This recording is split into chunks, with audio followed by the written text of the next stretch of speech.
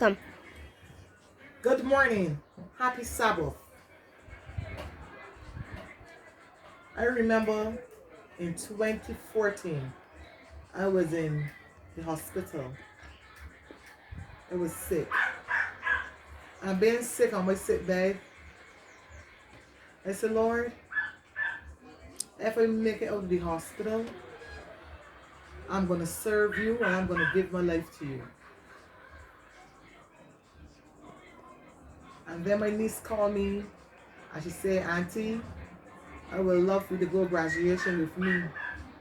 I have felt so proud. It lifted my spirits even higher.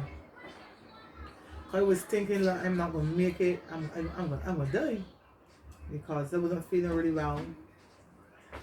My kidneys was my kidneys was the other side of my kidney was draining something. Something was pressing on my kidneys, and everything was all over the place. So they didn't find out what was wrong with me.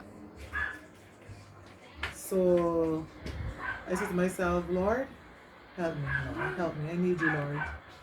And Father, if you let me leave this hospital, I'm going to baptize. Not know what baptism was. So I came home from the hospital, and the next day I went into church at Caneville. And being in Caneville, Seventh-day Adventist Church. Church was full, and I came in like minutes before the welcome in the afternoon time.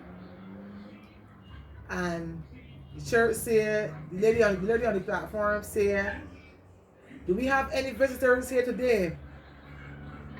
Everybody look around at me, and they look around at everybody too, because they know I'm not a visitor.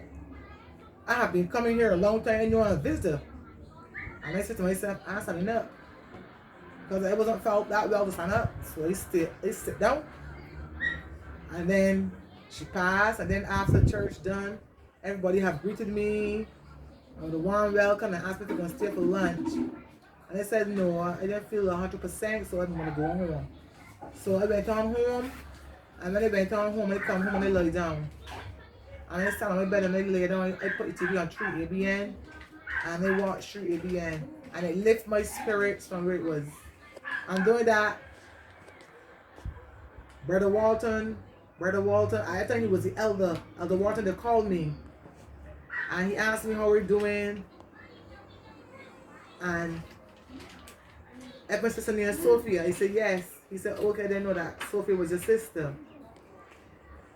So I tell him, are you ready to baptize? He said, you sure? He said, it take a lot. I said, okay, I'm ready. Because I know I've been through.